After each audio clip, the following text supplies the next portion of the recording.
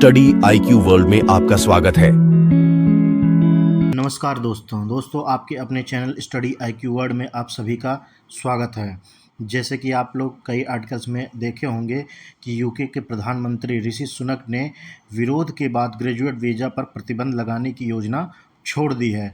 आप लोग को पता होगा कि इन्होंने जो है ग्रेजुएट वीज़ा पर प्रतिबंध लगाने का मन बना लिया था, पर जो है विपक्ष के काफ़ी जो है और जो इनके पक्ष में कई और भी थे, उन्होंने भी विरोध जताने पर ऋषि सुनक ने अपना इरादा बदल दिया है। फ़िलहाल के लिए देखते हैं ये ग्रेजुएट वीज़ा क्या है और इस पे प्रतिबंध लगाने से क्या दिक्कतें आई और क्या लाभ है इसका, क्या हानि है, इसके बारे में इसी वीडियो में हम डिटेल से बातें करेंगे और साथ ही साथ इसके बारे में हम और भी कुछ जानकारियाँ देंगे। चलिए शुरू करते हैं, लेकिन उससे पहले ध्यान दीजिएगा, अगर आप लोग इस चैनल पर नए आए हैं तो इस चैनल को प्लीज़ सब्सक्राइब करके बेल आइकन पर क्लिक कर दीजिए ताकि नियमित रूप से आपको आपकी वीडियो मिलती रहे। इस चैनल पर आप सभी को बहुत कुछ जानने को मिलेगा। पर आगे बढ़ने से पहले पूछूंगा आपसे एक क्वेश्चन यहाँ पर ये है कि ब्रिक्स देशों में कौन सा देश शामिल नहीं है? आपके ऑप्शन है, option number first Brazil, option number second रूस, option number 3 Italy, option number 4 China. आप लोग सही उत्तर कमेंट सेक्शन में दीजिए। आपको सही उत्तर मैं दूंगा वीडियो के अंत में। तो चलिए शुरू करते हैं। जैसा कि आप आर्टिकल माफ़ कीजिएगा, गले में थोड़ी खराश है। आप लोग देख सकते हैं कि कई आर्टिकल जो है पब्लिश हो रहे हैं कि जो है ऋषि सुनक ने अपना जो है फ़ैसला जो मन बनाया था उन्होंने कि हम लोग जो वीज़ा है ग्रेजुएट वीज़ा, उस पे कई सारी पाबंदियां लगा देंगे। पर उस पे क्या है, कई जो वहाँ के नेता हैं, जो पॉलिटिशियन हैं, उन्होंने विरोध किया और उसके बाद जो है ऋषि सुनक ने फिर से अपना फ़ैसला वापस ले लिया है। तो चलिए विस्तार में इसके बारे में चर्चा करते हैं। ऋषि सुनक ने यूके के पोस्ट स्टडी वीज़ा पर प्रतिबंध लगाने पर विचार कर रहे थे, जो ग्रेजुएट्स को अपनी डिग्री के बाद 2 साल तक रहने और काम करने की अनुमति देता है। जैसा कि मैं आप सभी को बता दूं कि यूके के प्रधानमंत्री ऋषि सुनक अब ग्रेजुएट वीज़ा को सीमित करने की योजना नहीं बना रहे हैं, जो अंतर्राष्ट्रीय छात्रों को स्नातक के बाद 2 साल तक ब्रिटेन में काम करने की अनुमति देता था। द गार्जियन रिपोर्ट ने ये कहा है कि उनके इस योजना में बदलाव का कारण मुख्य कैबिनेट सदस्यों का कड़ा विरोध था, जैसे कि आपको मैंने बताया।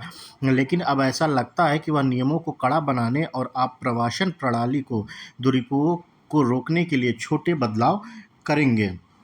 जैसा कि मैं आप सभी को बता दूं कि ऋषि सुनक ने जो उसमें अपना फ़ैसला है वो उन्होंने वापस तो ले लिया है, पर उनके कुछ संकेत बता रहे हैं कि जो है वो जो ग्रेजुएट वीज़ा है उसको जो है पहले कड़े प्रतिबंध लगाने की कोशिश मतलब ये थे, लेकिन उन्हें भारी विरोध का सामना करना पड़ा।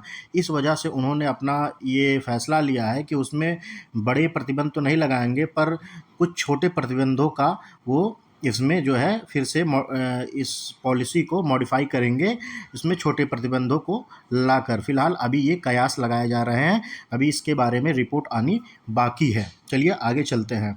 आपको बता दूं कि एक प्रस्तावित विचार यह है कि यूके की डिग्री कोर्स का विदेशों में विज्ञापन करने वाले एजेंटों पे सख्त लगाम लगाया जाए।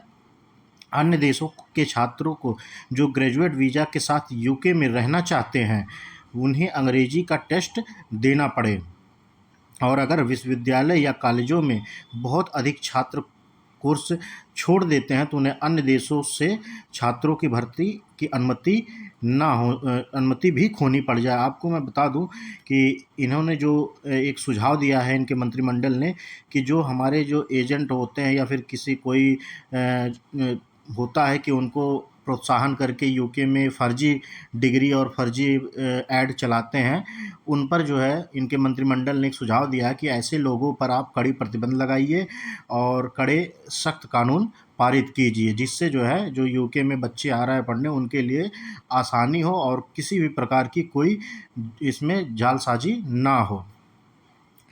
हर साल आपको बता दूं मैं कि हर साल भारत से यूके में जो आपको देखेंगे कि जो छात्रों की संख्या है वो सभी देशों से ज़्यादा, सबसे ज़्यादा इंडिया से छात्र जाते हैं, करीब 40% से अधिक जाते हैं। यहाँ पर आप देख सकते हैं भारत से सबसे बड़ी संख्या में छात्र यूके में पढ़ने के लिए जाते हैं, लगभग किसी भी अन्य देशों से ज़्यादा।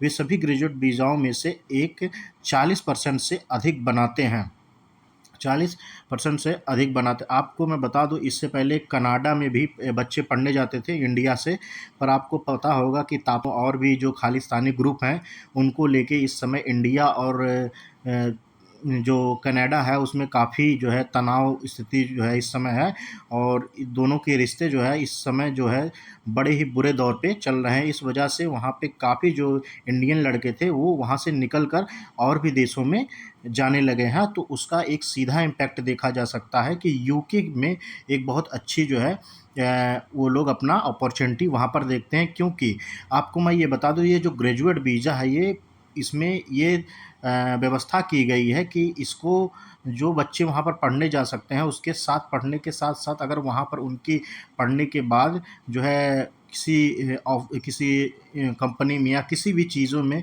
अगर वहाँ पर काम मिल जाता है तो उनको 2 साल काम करने की आज़ादी भी उसी वीज़ा के थ्रू मिल जाता है, बड़े ही सिंपल तरीके से। उनके लिए उन्हें फिर किसी भी प्रकार की कोई दिक्कत नहीं होती है या फिर कोई अलग से वीज़ा या किसी और डॉक्यूमेंट की ज़रूरत नहीं पड़ती। तो ये काफ़ी अच्छी जो है पॉलिसी है सभी खासकर इंडिया के लिए, क्या इंडिया सभी छात्राओं के लिए है, लेकिन इंडिया के छात्र ज़्यादा जाते हैं तो इसलिए इंडिया ज़्यादा इसमें बेनिफिट उठा सकता है। यूके में भारतीय छात्र और शुनक से ग्रेजुएट वीज़ा कार्यक्रम को बनाए रखने की मांग कर रहे हैं। National Indian student and alumni union ने जोर देकर कहा है कि यह वीज़ा मार्ग अंतर्राष्ट्रीय छात्रों के लिए यूके को आकर्षक बनाए रखने के लिए महत्वपूर्ण है। जैसा कि मैं आपको ये बता दूं कि ये सिर्फ क्या छात्रों के लिए ही जो है इसमें प्रॉफिट नहीं है या इसका लाभ सिर्फ छात्र ही नहीं ले पाते हैं, इसका सीधा लाभ एक यूके को भी जाता है। तभी जो है यूके के जो इनके खुद के मंत्रिमंडल के लोग हैं इन्होंने इनका ऋषि सुनक जो हैं उनका विरोध किए हैं, क्योंकि आप कहीं ना कहीं देख सकते हैं अगर बच्चे जाएंगे तो वहाँ पर उनकी इकोनॉमिक ग्रोथ होगी, और अपने देश से जो पैसा वहाँ पर खर्च करेंगे, वहाँ फीस का खर्च करेंगे, रहने का, खाने पीने का और बाकी सारे चीज़ों में, तो वहाँ एक इकोनॉमिक ग्रोथ होती है। और जब इतने देशों से बच्चे जाएंगे और इतनी मात्रा में जाएंगे तो उनकी इकोनॉमी को थोड़ा बूस्ट ज़रूर मिलेगा। इसलिए यूके के जो पार्लियामेंट के और भी लोग हैं उन्होंने ये उनसे विचार विमर्श करने के लिए कहा है और ऋषि सुनक को अपने फैसले को वापस लेने पे मजबूर किया है। उन्होंने इस विचार से असहमति जताई थी कि ये वीज़ा केवल कम वेतन वाली गिग कंपनी इकोनॉमिक नौकरियों की ओर ले जाते हैं। उन्होंने कहा है कि ये कुशल नौकरियां और कैरियर विकास के लिए महत्वपूर्ण अवसर प्रदान करते हैं। National Indian student and alumni union की अध्यक्षता सनम अरोड़ा ने द गार्जियन को बताया कि अंतर्राष्ट्रीय छात्र आमतौर पर मेहनती लोग होते हैं जो यूके में अपनी शिक्षा पर बहुत पैसा खर्च करते हैं, साथ ही साथ एक बेहतर भविष्य की उम्मीद करते हैं जो वहाँ पर इनको मिलने की संभावना बहुत ज़्यादा रहती है। इनमें से कई छात्र अपनी पढ़ाई के लिए महंगे शैक्षिक ऋण लेते हैं। यह उचित है कि वे इस सब बड़े निवेश पर कुछ वापसी की उम्मीद कर सकें।